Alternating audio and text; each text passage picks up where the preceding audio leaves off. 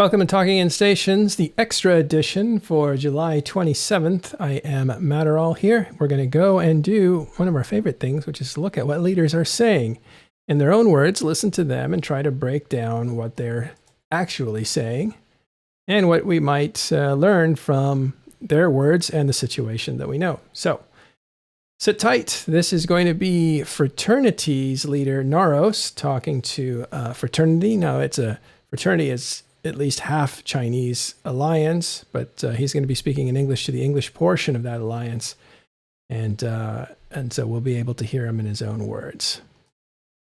Okay, now the setup for this is a week ago we had Noraus come on the show and basically tell us that after the PCU had dropped for a long time, Noraus had noticed that his guys weren't logging on. He was the first one to actually figure out that people weren't logging in, and he was like, hey, check out the PCU. And this is like 3 days after the slump started, and we've been in a long slump since then.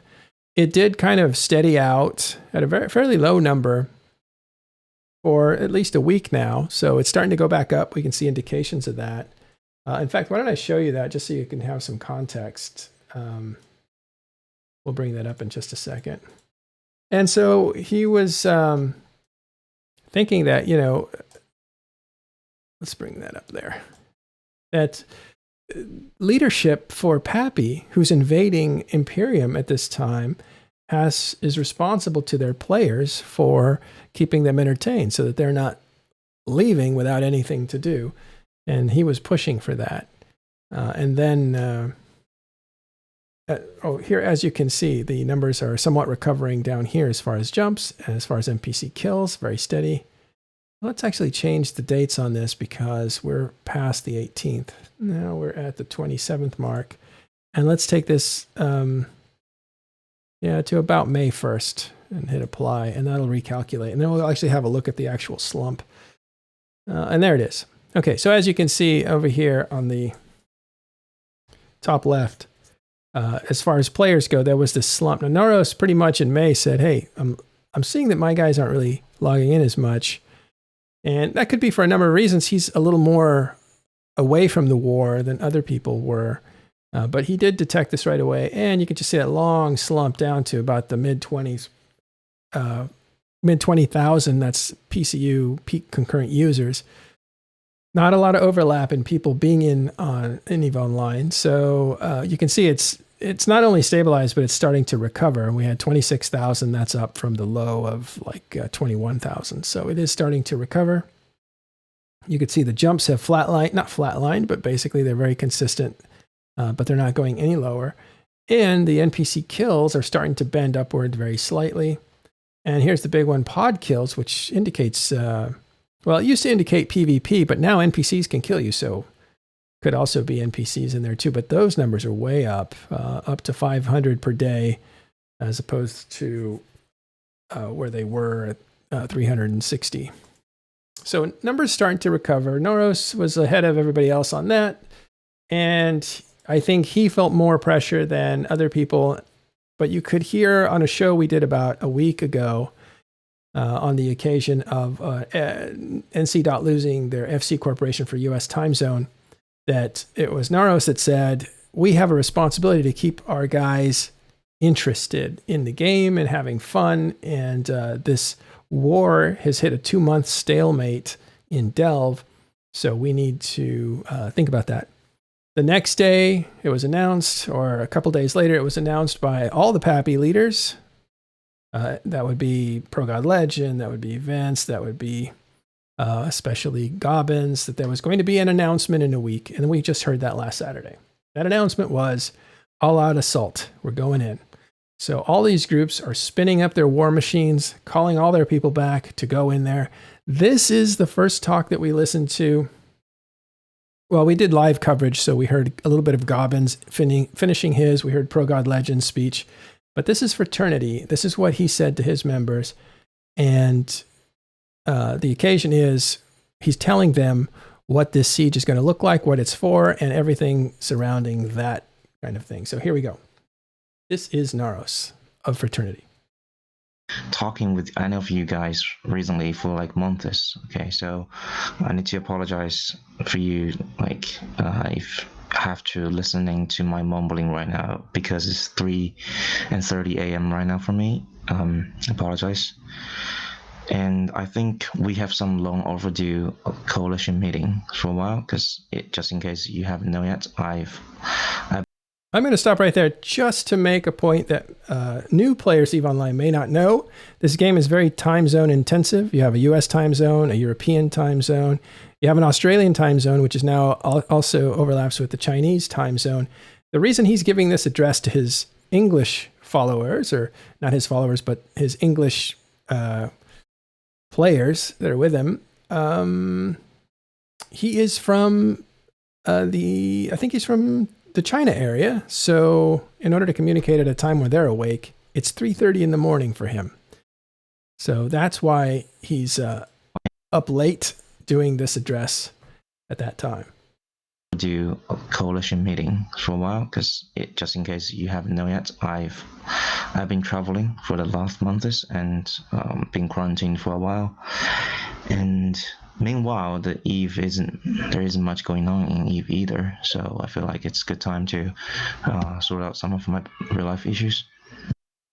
And I came back just in time for this the beginning of the end of this war. All right, we've been fought guns for over a year now. All right, it started last year in July, and it's pretty much, I think it's gonna be over in another month or two, because the first half was pretty fun, right?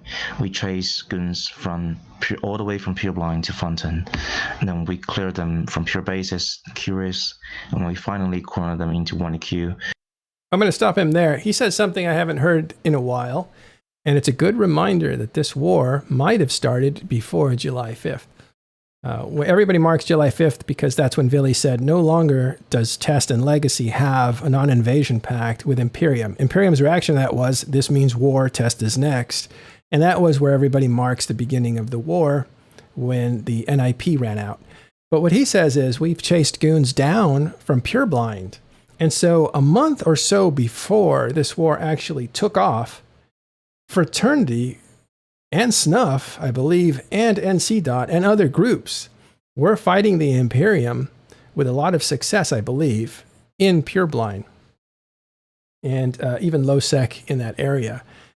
It wasn't a war. It wasn't even a deployment, so we weren't covering it like anything that was solid. We just saw a lot of battle reports coming out of that area. And so that's what he's referring to. So Fraternity's involvement dates back further than the beginning of the war. And it was all fun and, grinding and all that stuff.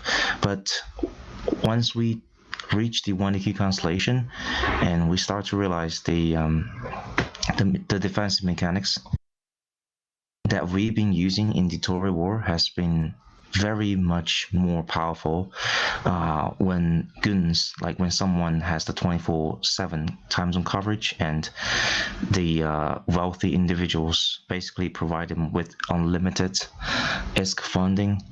So it's pretty hard to break in, like at this current situation, and I don't expect none of us in the public coalition leadership, none of us expect the mechanics to be changed anytime soon.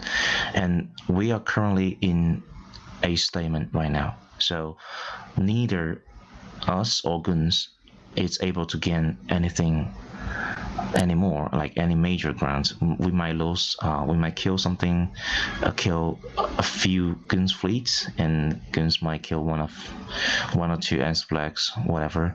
But there's no one can make any progress, because when Guns want to push back, they're facing the same mechanics that they've been using and mastering right now in the 1DK constellation. So let's stop there. He basically says the technique that we use to defend ourselves in our time zone works even better when Imperium does it, because they have 3 time zones. They can cover the entire 24-hour cycle. They have enough players to do it. They also have enough money to just replace everything if it gets destroyed, and that makes it very difficult to wither away. So you can't really wither that away. You can't beat it in a time zone that they're weak in, because they cover it all. And that's what's led to a stalemate. And the Imperium can't really get out of their area. They can skirmish around like they did in NOL the other day, but they can't really break out. And so this has created a stalemate, and that's what he's talking about now. So, and initially, this equilibrium was good because Guns was essentially cornered and contained in the constellation. But in the long run, us, the puppy people, are starting to get bored. Like, it's kind of inevitable. When you log into the game, there's nothing else you can do other than bashing your hands into the head, into the jammer and bubble bath and all that nasty defensive mechanics. Even we have maybe 10, like more than Guns do, but it's just so hard to do that. Okay, so we are either going to create, if you look at Reddit was like actually on point this time for once. If you look at Reddit, we there were two options for us.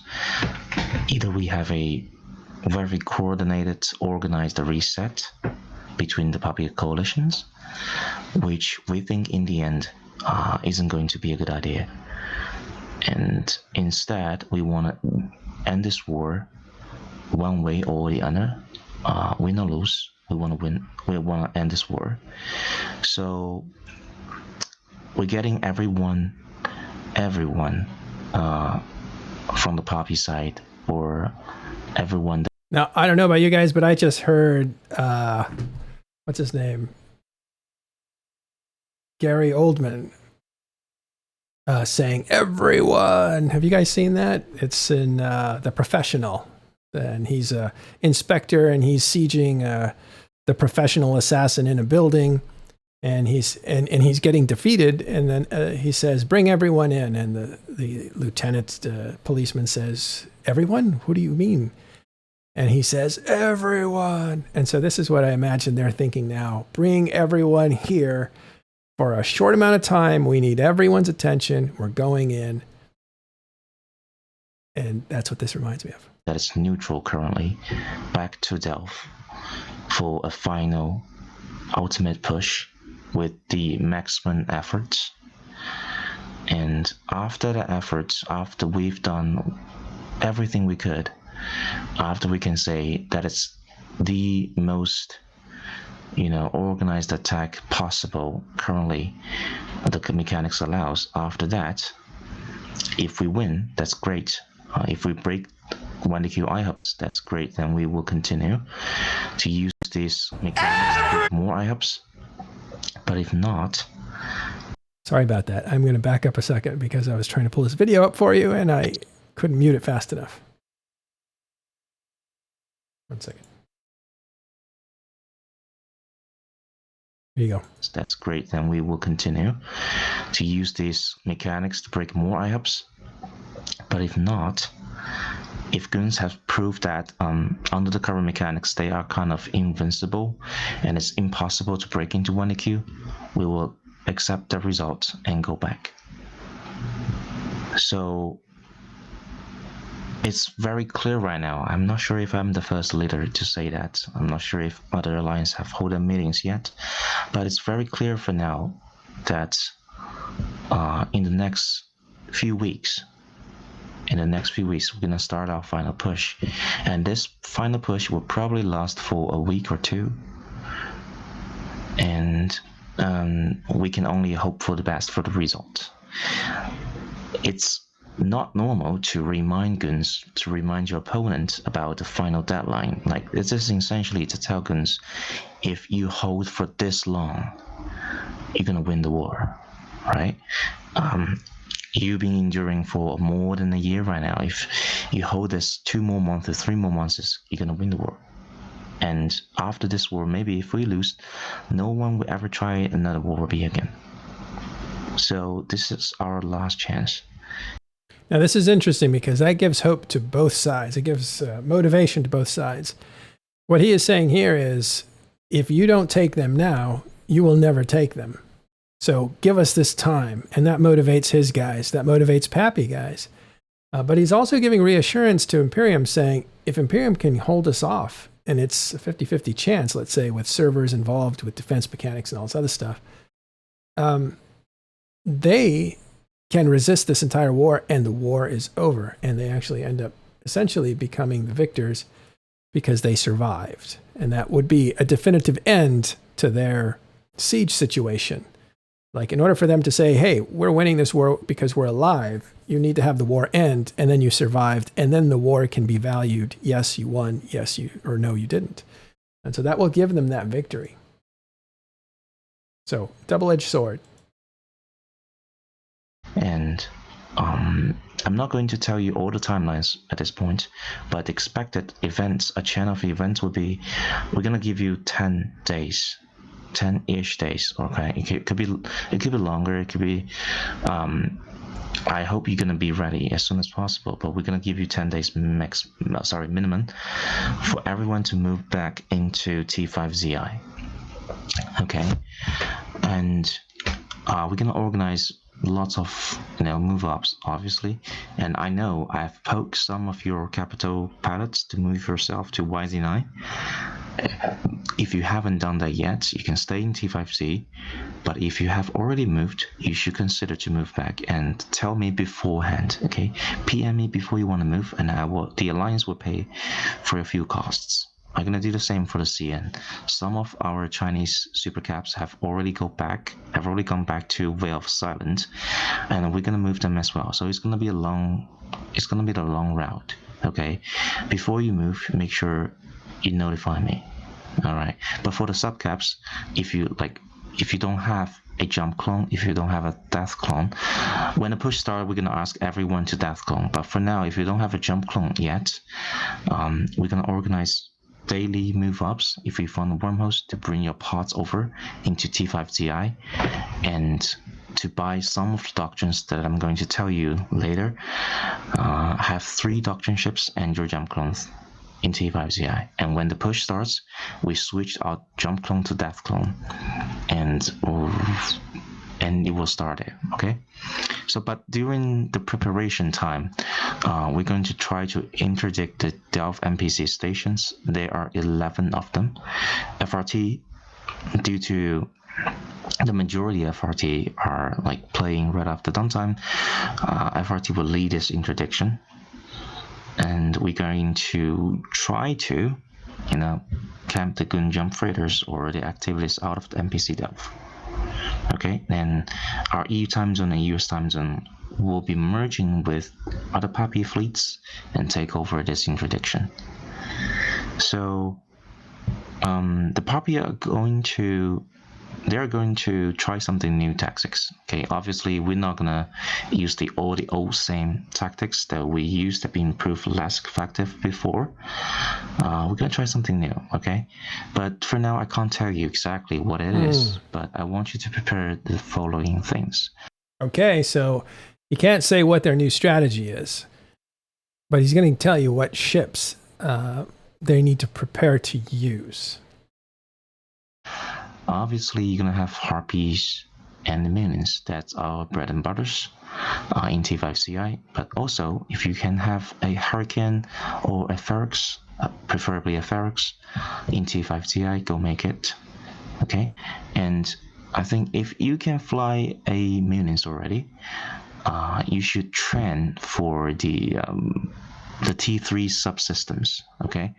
You should trend towards Lokis and Tengus, if possible. Like, preferably you can pick one of those and trend into, the relative skills, like the missile skills. Just get ready for a T3, okay? Don't buy one yet. I don't think you can find one. I like that. I don't think you can find one. So they're probably selling out everywhere, which would be interesting. And even if it's not Pappy buying them up, because remember, all these groups are going to be using the same doctrines, so they can fleet up together. It may be deprivation warfare, where the Imperium buys all this stuff so they don't have the supplies they need on the market. Now, every time a group goes to war, they plan ahead and they build ahead. And then when they announce what their doctrines are going to be, what ships are going to be flying, they have their own reserve so they can just proceed. But there was a time where people would announce what they're going to do and what kind of ships they're going to use before they had all that secure, and the market would just go totally bonkers and all the stuff would get sold out, and then they wouldn't be able to use what they needed. going to provide you with some T3s later, but for now, just train for the skills. It should be enough time.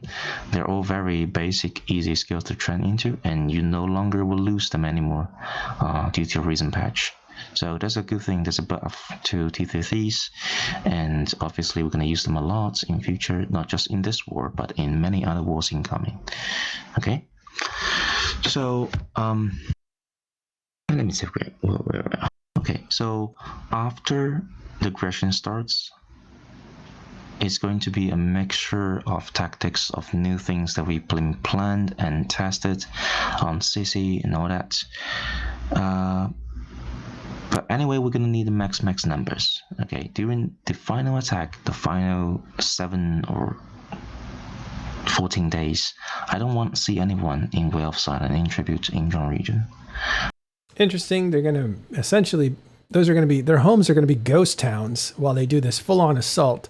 That's the second time I've heard max numbers, which means absolutely everything that you can harness. So we're going to see a fairly big matchup, but we'll actually get a real look at what these teams have as far as numbers. And that's going to be very interesting because we know a lot of their comrades have left or are on vacation or just not logging in. And so we'll see what their recovery rate looks like for each side. And that'll be interesting and actually very important. I want all of you to log in T5ZI every day. Like, even if you don't have any fleets, even if you're not around your PC, I want you to be logged into T5ZI all the time. So, because we want to see how far we can pull, okay? Not just Winter Coalition, all of the Panfan, all of the Fireco, hopefully, all of the whoever that are right now in Mencia and Tenerife and Esoteria, they're gonna be there. They're gonna in T5ZI and they're gonna be in Delph. So, and like I said, if we fail, this is going to be the last push for Guns. I don't think anyone would try to organize the server again to fight Guns if we lose this time, right? So you don't want to miss out. Yeah. Even if we lose, you don't want to be the one that show up. Well, Winterco was the least contributed coalition, so that way I want you to be logged in T5ZI. Okay, and make sure you have your doctrines, like 2 battle cruisers, your hack, your harpy, and Alliance will provide you with the T3s. Okay, and obviously there will be a lot. I'm not going to make this a long announcement. Okay, so for now, the timeline is from today, 25th, 24th for most of you, to somewhere in August, we're gonna start to move everyone into T5C, and when the push starts, it will last from like 2 weeks or 3 weeks, no more than 3 weeks, and after that, we either win in 1DQ, okay, raising their keep star, or we're gonna prepare an organized evacuation out of Delph. Everyone's going to do the same. TAS is going to do the same as well. Okay, if they lose, they're gonna retreat. I don't know where they can go, probably Esoteria, but everyone will have to make their maximum efforts before we cut it off. And I guess, well, this should be on Reddit already, but that's pretty much about this announcement. I want to start to take questions, but I'm not sure if you can type in. It looks like you can. They can type. Okay. Yes. Okay, someone from DTS asked questions. T3 Logis or normal ones. If we're gonna lose a T3 fleet, everything from Logi to Link to DPS will be T3Cs. Okay, you can start to ask questions, type them in the channel. So when he says T3, he's specifically referring to T3 cruisers, not T3 destroyers. Yes, and to be more specific, I mean Tengus or Lokis. We're not going to use armor T3Cs. They're not good yet. They're not good enough. Okay, another question. Are we going to have the feeding ships, or Alliance will only give the feedings for us to make the ships? I'm not sure. That's a good question.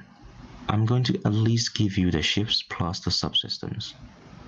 but I think the modules are pretty easy to source, and you're in T5CI, this single one of the biggest market in the game right now, and all the feelings will be only T2s, not faction or death space.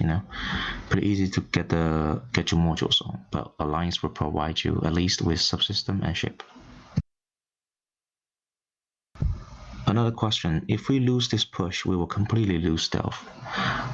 And to be very bluntly, yes, Test will lose stealth if we lose this push. And more consequently, I don't know what will happen to John Region if we lost this war. Think of this way, okay? Test will be probably would have been the most immediate casualty of this war, but in the long term, you never know. He makes a point there. Test, of course, is not going to be able to live in Delve if they're there alone defending against the Imperium. The Imperium's been able to, well, at least defensively withstand everybody else. And it's presumed that they have enough people to overrun everybody in Legacy, including Test. So Test's going to need to retreat, and that's going to be a big evacuation as everybody evacuates. Who knows? Test maybe goes to Esoteria where AOM is. This is in case they're not able to break the 1DQ stronghold. But he's saying, and then who knows? I don't know what drones are going to look like. That may be the next target, right? So that's an interesting point. Because drones belongs to Fraternity, it's where they made a lot of money, etc., etc. Okay, so this guy from Moon from FRT, can you poke me, please? Yeah, I've already said I've asked him to message me. Good. With EN Supers and Titans be moving down to Delve. If you're in Wheel of Silence, note. If you are in Wise and Eye, yes. We're in the Q&A period here. I'm only going to move those active Titans, so it's not going to be that many, okay? But I can't say that aloud. Any other questions? Okay, you can keep asking your questions in the chat. I'm going to talk about recent events around us. Obviously, I couldn't be logging in. I essentially only have a laptop. I don't even have a microphone right now. So it's a little bit of personal stuff, so we'll jump ahead. And obviously, we're gonna clear the enemies around us. And by clearing, I mean their structures and their softs. We have a few targets in both EU and US time zones, and I couldn't, I'm very excited to actually start this. Because everyone in this coalition is screaming for revenge, okay? And we don't appreciate snuff hanging around in our space, and all that. But to fight a low sec alliance like snuff, especially, they are the ultimate form. Okay, the ultimate manifest form of a low sec alliance, and they've been around for longer than any of us, probably. And they're the best. To put it that way, they're the best. So if we want to fight them, aside from our quantities, we need to have some qualities. Okay, so we're going to kill some snuff structures near us in low sec, and we will probably going to push Recopass as well, which is their home system. Okay, the Chinese won't be able to help as much because those time zones will be very deep in EU. I think if Haiwanto is smart enough, he's probably already changing his window right now, but that's okay.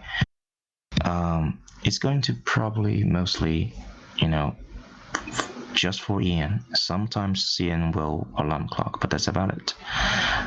We're going to adopt the same doctrine, the exact same doctrine as Snuff does, and we're going to push for the same mind link set, and the capital alts.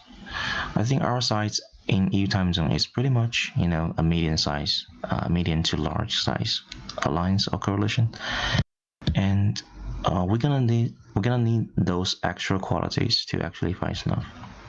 If we can prove to fight, toe to toe against Snuff in their time zone in EU, there isn't much entity we could not win in this time zone. So this is something I really want to try out. And I'm not going to take any deals. I don't think they will offer any either. But yeah, I just want you to be ready for that. Okay, so there he's talked about. We skipped ahead, so we missed the beginning, the actual question. But I think the question was about snuff, and he says we're actually going to take them on, and not only are we going to rely on our quantity, but we're going to need some quality too. So he's saying he's made arrangements for the next campaign, which is probably against snuff, if this is exactly what follows after this war, whether they win or lose. And he said they're going to go into Rakapass, which is Snuff's historical home base. And he thinks that they're ready, that Snuff's totally ready for taking on Fraternity. And I think later he'll talk about what if Fraternity attacks when they're gone. But basically he's saying Snuff will take care of them. We're very much aware of them. I didn't know this, but Noraus was actually in Snuff. So I want you to be, by saying want you to be ready for that, I mean, if you don't have a capital out yet. Sorry, Rakapass is actually in Blackrise, which is right underneath Tribute. So it's in Fraternity's neighborhood, even though Snuff moves around a lot. Blackrise was their home for a while. That probably this is the time to, start the trending towards it, especially after CCP announced they're going to introduce more resources. Then scarcity is coming to an end, and they're going to add a capital anomaly. So it's a good time for you to trend into a regular capital alt. I mean a dreadout or a carrier. Okay, not a super yet, because I don't know. Nobody knows what the direction supers might be in future. CCP might still have more plans for them. But what he's saying right there, and this is interesting because we've kind of thought, I think what accelerated this war, regardless of what everybody else tells you, you have to look at a bunch of different factors to see what the decision-making process was. It wasn't one thing. It's almost never one thing. But one of the bigger things that came out was the idea that there were going to be some, capital way of making money in your home regions. And so there's two things about that. One is, let's get this over with so we can get back to ratting with our capitals, maybe even super capitals. And maybe the ESS, you need capitals to do it. So we need our capital alts not tied up in this war that's not going anywhere, because it can't go anywhere. And even if some people are going to be ratting in capital ships, who's going to be there to defend them if they get into trouble? Now notice, I think a strong push comes from Noraus on this, who has himself developed a very big safety fleet, or defense fleet they call it, that is on call whenever anybody gets in trouble to go and bail them out. And I think he's all about that kind of gameplay. So it doesn't surprise me that he wants this war to end sooner rather than later, because he might need to clean up snuff before November, December, when these capital anomalies are supposed to come around. So I think he's in a hurry to kind of clean up some PvP so that he can position himself well and his guys well to take advantage of the stuff, the ESSs and the capital anomalies. That's my hunch for one of the main motivators. And that tells you that Fraternity was one of the keys of this war. They're actually a big key, not in size necessarily, but in time zone. They bring a lot of power to a time zone, which is the key to winning and the key to defending as well. So we'll see. capital alts is definitely useful, and drafts will be cheaper for sure in future. And get your wallet up. Okay, stop screaming for your SRP. I know this is our fault. We're never gonna be an elite, self-sufficient alliance, But it's okay to scream for SRP. I just want you to have enough buffer in your wallet. Okay, like 1 bill or 2. All right. So work towards that. Whatever you have to do, either by the Baralosec missions or by our incursion 6, whatever you have to do, get your X ready, get your doctrine ships ready, and start to trend into your capitals. So one thing about that, when he says, I want you to have enough money just to keep yourself afloat so that you can fight, and he said like 1 billion. And that it rings true. I don't know if it's still true, but that's about 3 battleships. And it's if you throw in a hack or something, it's a little bit 2 battleships and a hack, and then you have some extras for some logi or something like that. But 1 billion is really all a nullsec person would need to stay viable. The SRP would help replace things that he loses, but that gives you an idea of how much money a nullsec player has to have so that he can participate in nullsec life. Okay, I'm going back to the questions. Okay.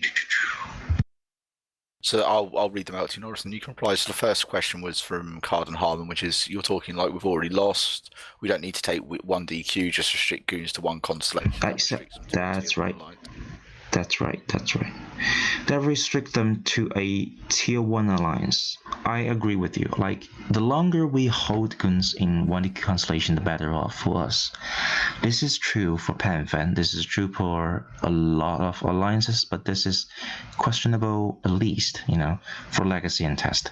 They are somehow struggling, and I understand. Like, even if we chose to do a organized reset, Test and Legacy would have been the least alliances or entity that benefit from this reset, because they cannot get the same contents as we would have, and that way Task Corps would start to leave, like the NC Corp left for NSH. In this game, as alliance leaders, I understand Pergotten, really, they have to do a lot more things for the coalition and the alliances. And I don't think that's that easy, I mean, I would want this war to continue, probably, but I would also want some reset. But that just simply doesn't work for Test or Legacy. Okay, I'm not talking like we've already lost. I'm telling you, this is the hardest unprecedented thing that we will ever try to do. Nobody has ever succeeded before, let alone under a Sinojammer, let alone under a serious constellation of Sinojammers. And the Mittani has a personal cult. 100. You don't need 30,000 people in your coalition. You only need 1,500, 1,500. Loyalist who is not, I'm not sure, but who's ready 24/7, essentially around the PC, around their home, whatever they're doing.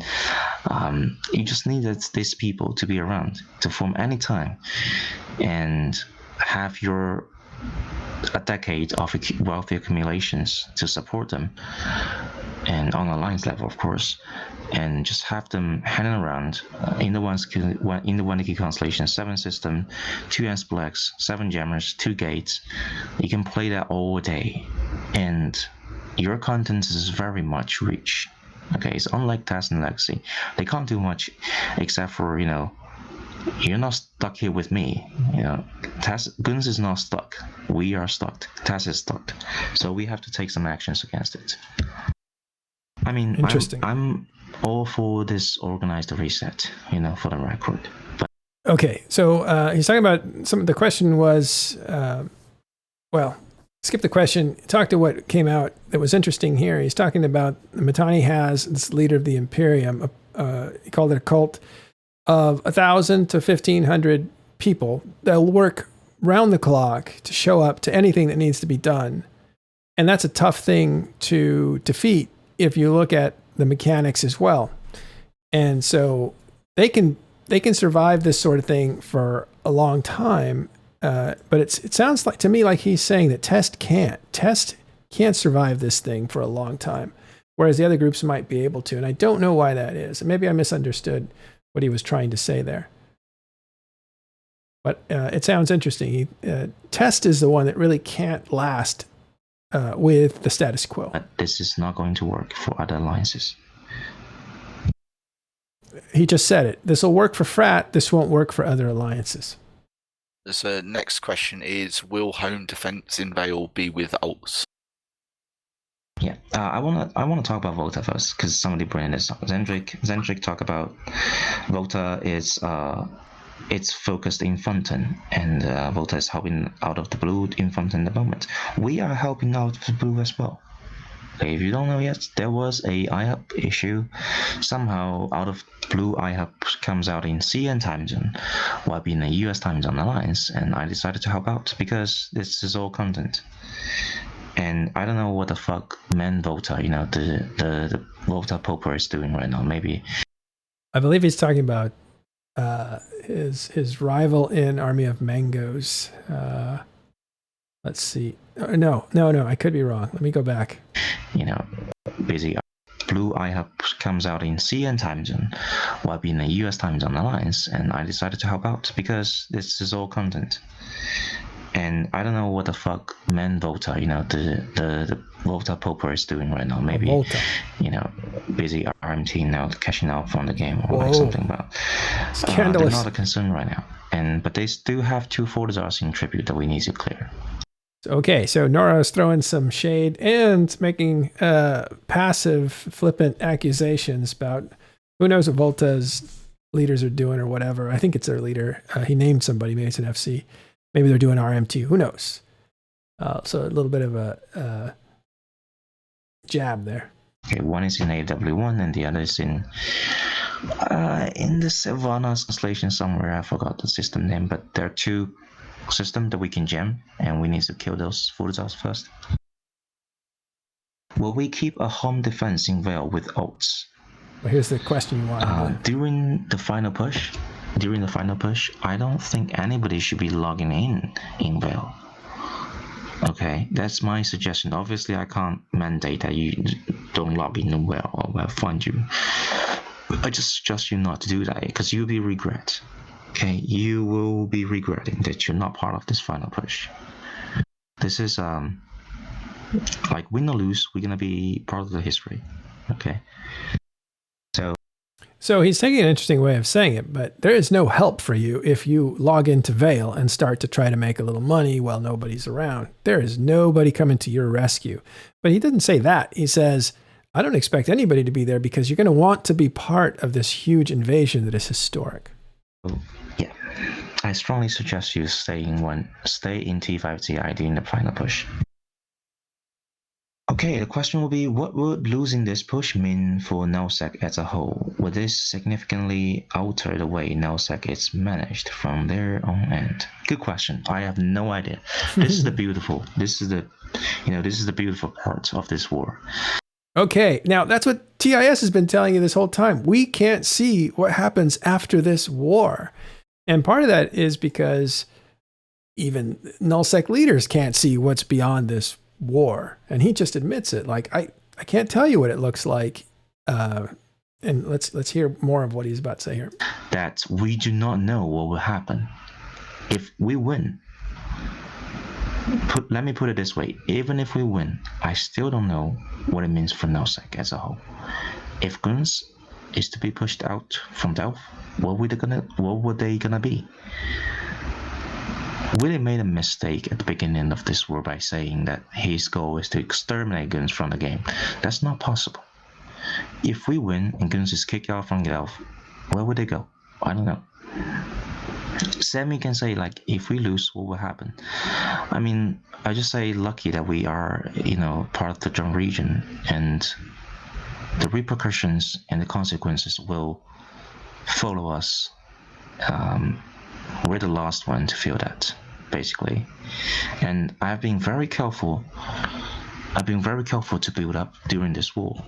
I haven't wasted my whole year, just lingering around in Delph and bashing my hand into 1AQ. If you can see, we're still building up in the north. And we are very prepared. We're digging our trenches. And I've never let my guards down for seconds. He's going to talk about snuff. This is very important, this next part where he talks about that. But I want to go back for a second to what he just said. If Goonswarm isn't defeated, repercussions. Of course, they're going to want revenge. Of course, they're going to go after Test.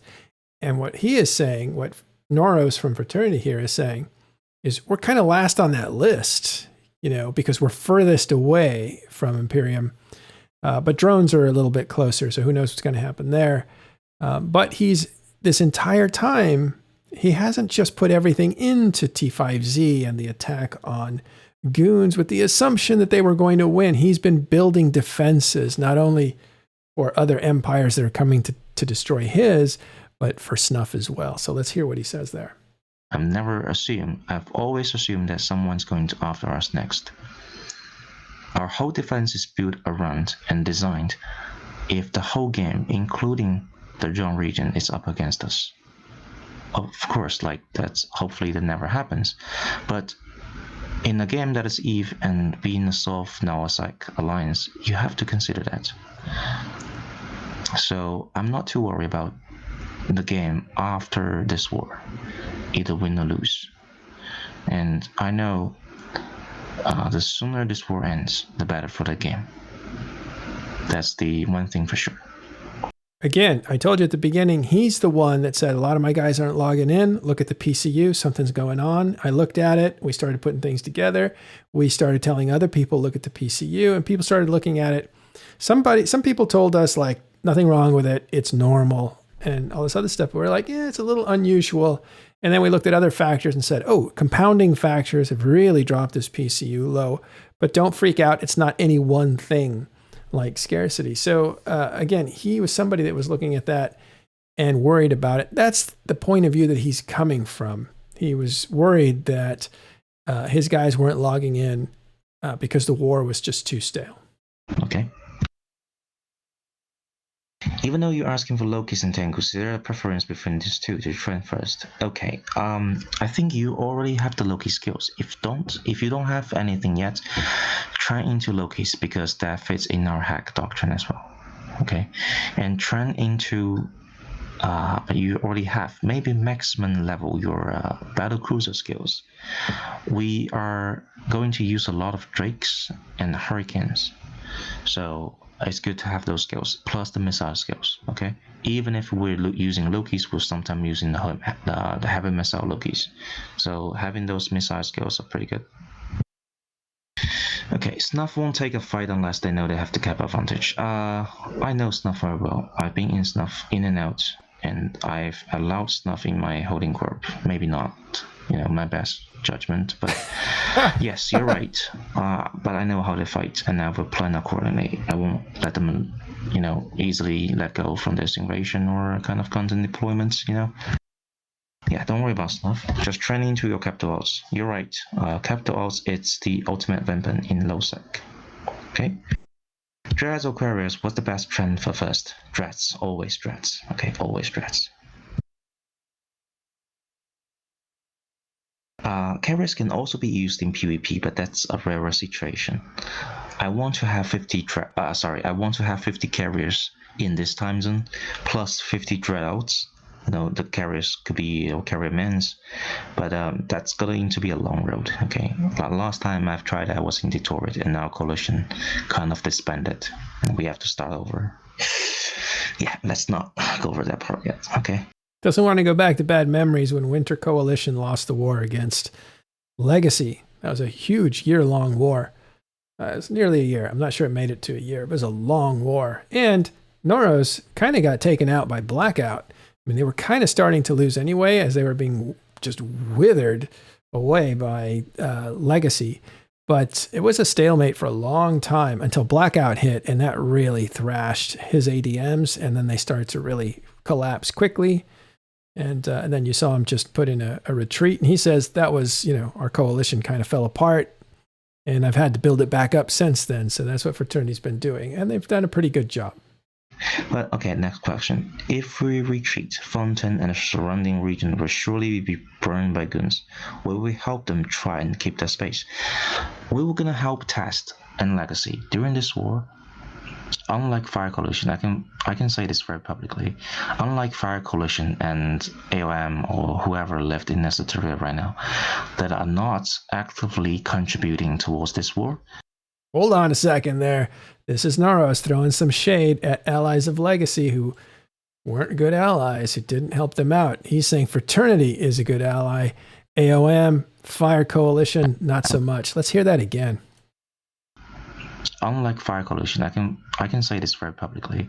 Unlike Fire Coalition and AOM or whoever left in Nesatoria right now, that are not actively contributing towards this war, we've again very much understanding between Test and some of the legacy alliances. So we're gonna help them anyhow. Okay. I haven't talked with Vidi and Progod about if they're gonna retreat, where they're gonna go, or what the plan would be. But I don't know. But the Winter Coalition and PanFan, we're going to help them at best possible way we could. That's interesting because that tells you something about the state of mind of Fraternity towards Legacy, right? Legacy's most at risk here. They might be the most expendable if they can't defeat the Imperium, but he's not looking at it that way. He's looking at it as a commitment, maybe an investment into good relationships with Test and Legacy, which tells me something about what he thinks their prospects for survival and importance in the future are. Will Horde Dreads be encouraged? When we talk about Horde Dreads, you always need Capgun Dreads. HAW Dreads, that's HAW, that's high angle weaponry. A HAW Dreadnought is a dreadnought that has quick guns on it because they can angle quickly and destroy little ships that are moving around. So that means a dreadnought that is capable of killing subcapital ships efficiently. As a backup, as a upper escalation options. So by the time, before we have absolute Capgun Dreads escalation advantage, I would not consider Horde Dreads. Unless this is under a Sino-German. Okay. Can I speak about the low-sec Keepstar for a moment? Okay, we have two low-sec Keepstar at the moment. We have one in Otis SA, which is the mission pocket and the high-sec entries in Lunatic. We have another in Ojanen, which is in Forge region, the entry of Germanic regions. Okay, so I might plan to have a few more low-sec Keepstars. Okay, and very bluntly, I consider Rekapes to be one of the destinations. Whoa. But for now, these low-sec Keepstars are mainly just for the projections and our super capital. They can move safer around these chains. Now, this is very important, but if he takes Rekapes, which again was Snuff's traditional headquarters, he's going to put a Keepstar in there in order to have force projection into it with super capitals. And that would mean a quick reaction force from a group like Fraternity, super capital capable with fast travel. And that could mean a lot of weight coming quickly. And that might break up some of the advantage that Snuff has had about being one of the super capital groups capable in low-sec. Very interesting move there. In future, the Ojan and Keepstars might be free-ported. I'm not sure if they're free-ported yet. But I'm sure that it's no market module inside at the moment. But in future, we might free-port it and give the market to everyone in the game. And that's probably not part of the war, conversation. But yeah, it's probably going to be a trade hub. Okay, it's going to probably be part of the TTC, and we haven't decided yet. But I'm definitely. Hold on a second. The other day he was saying, "Hey, TTC, that's the Tranquility Trade Coalition or Commission, didn't let us in."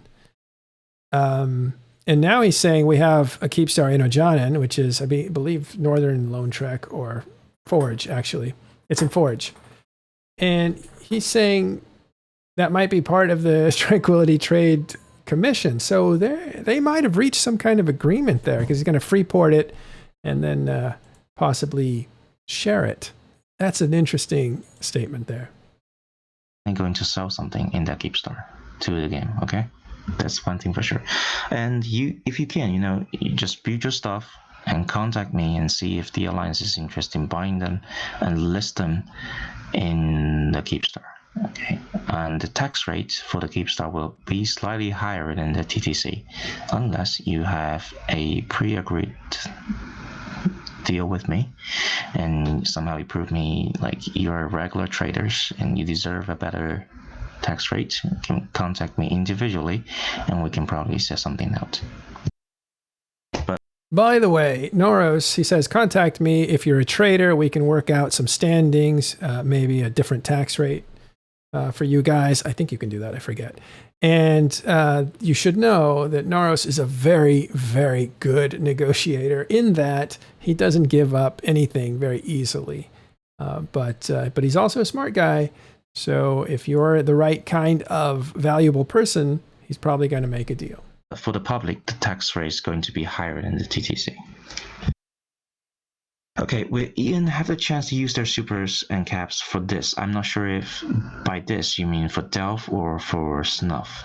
I think you're going to. I think no one is going to have a chance to use their supers and Titans until the CCP make a clearer direction of where their futures will be. But for capitals, yes, 100%. We use capitals regularly. We used them yesterday, I think, and we won. So we're gonna heavily use our capitals. If you mean Delve, that will be up to the Puppy FC team to decide. Okay. He's going to talk about something important here in just a second, but I want to go back to that. We just used our capitals and we won, he says, and they did. It was a bloody fight, brutal with Snuff. They did come out ahead, Fraternity did, but it was a slugfest. So they're not afraid to use capitals. These were not super capitals, they were capitals.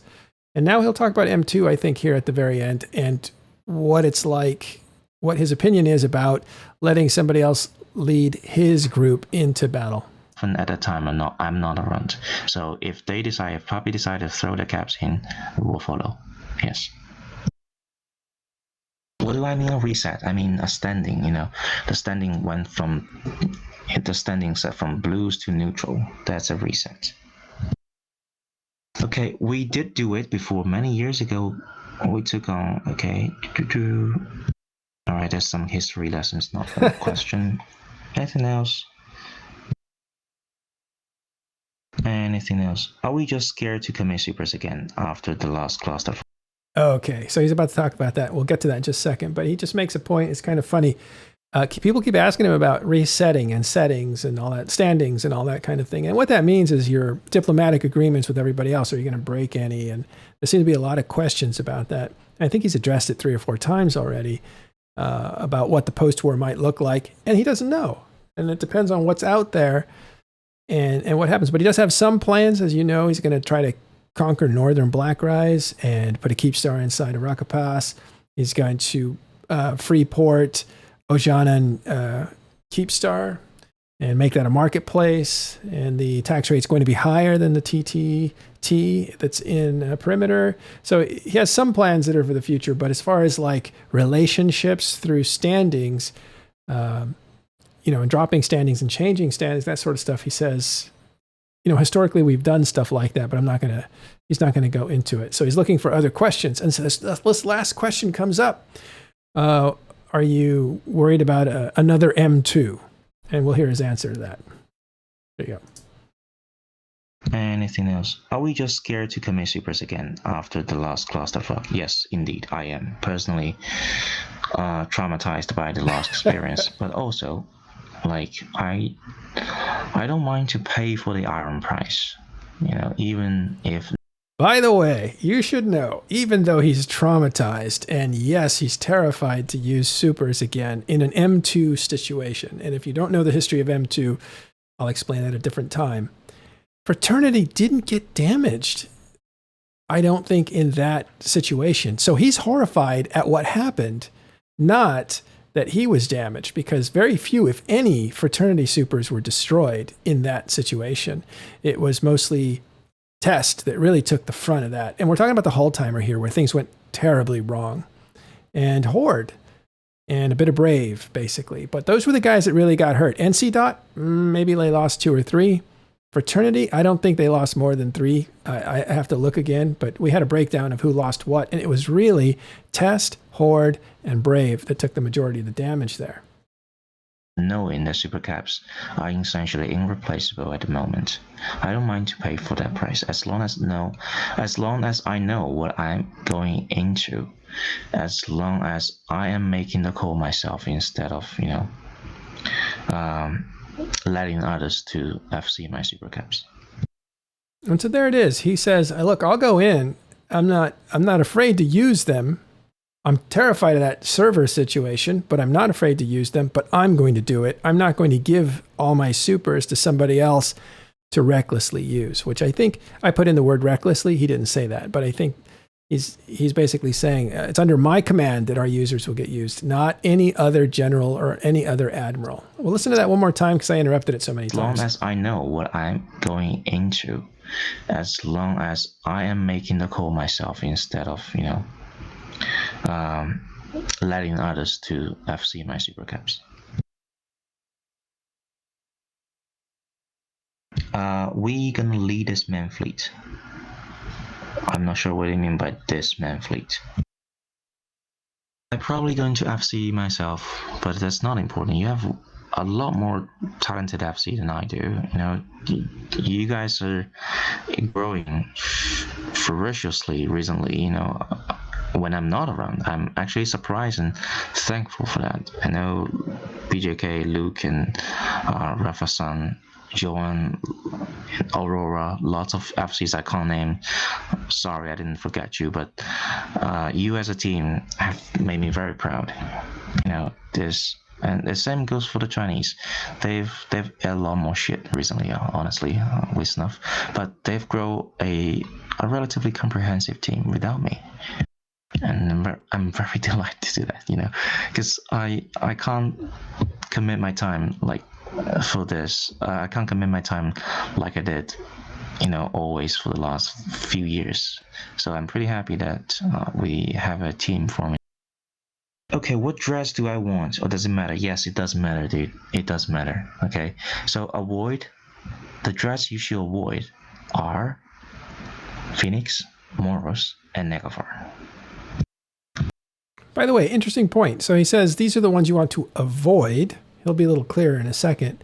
And one of those is Phoenix, and the other one is Naglfar. And I believe it was the Phoenix and Naglfar that are actually good for ESS. Now, I don't think he's thinking about ESS at all in this, but it's interesting what works in a PvP scenario isn't really desirable in a PvP scenario. So we'll hear about what dreads he likes. Phoenix, Noraus, and Negafar. Doesn't like Basically, those. The only dress you should be training into is Revelations. But, however, if you believe in the vertical supremacy, you can train into Negafars. That's okay. That's okay. Those are both shield. It's not optimal, but that's okay, acceptable. I'm sorry, they're both armor. So we need to stay in Dell for a while and set the death cloning to right. That's a question from Rosemary. So the Chinese will get slightly different orders. I'm not sure if you want to listen to these orders right now, okay? Yeah, sorry about that. I said something incorrect, and then I tried to correct it, and I made another error.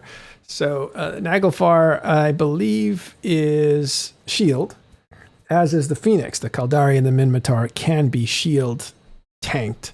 And then the Galente and the Amarian, the Revelation is Amarian, are armor tanked, and that's just a known.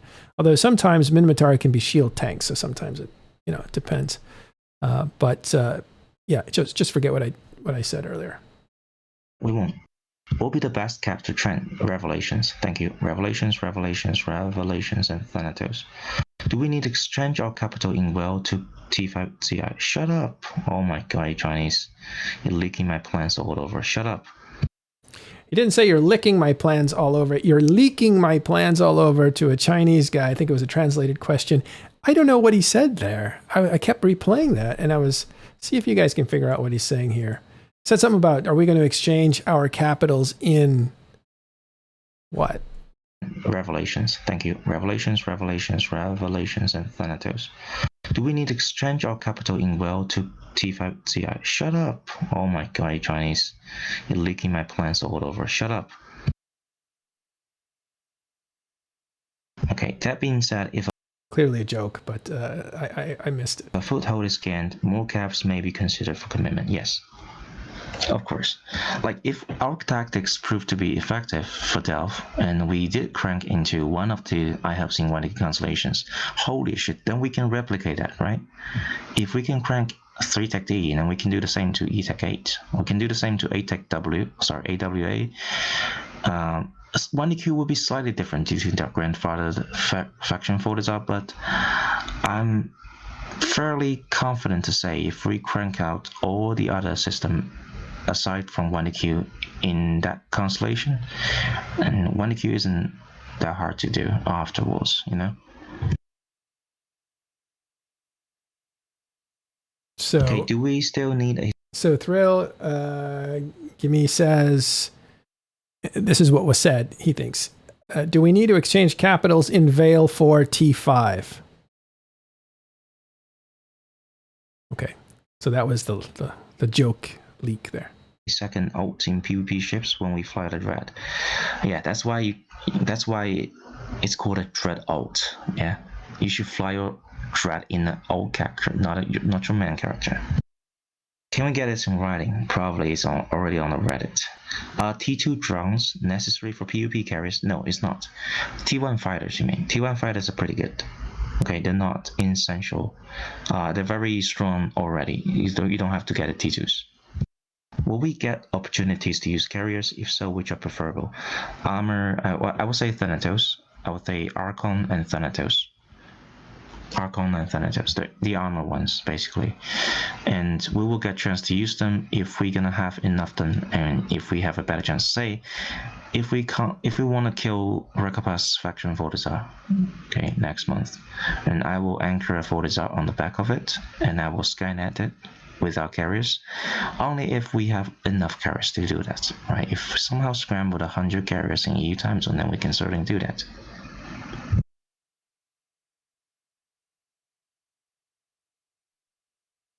All right, last question. Are we gonna Pantheon carriers for the lows? No, thank you. Wow. Man, Aurelian, the only time you log in for this meeting and you ask me a troll question. Damn. All right, thank you guys. And that's the end of Noraus talking to Fraternity. That's pretty much. Oops. And that happened a few days ago, about 3 or 4 days ago.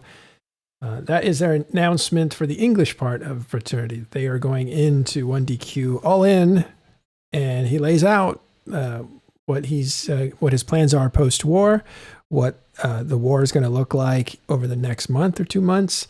He wasn't too firm on deadlines. He said it would be a mistake to give those out. Gobbins did the same thing, wasn't firm on deadlines. But we're looking at the first few weeks, probably will get to know what the situation looks like. If Pappy is actually making progress, I doubt they'll stop.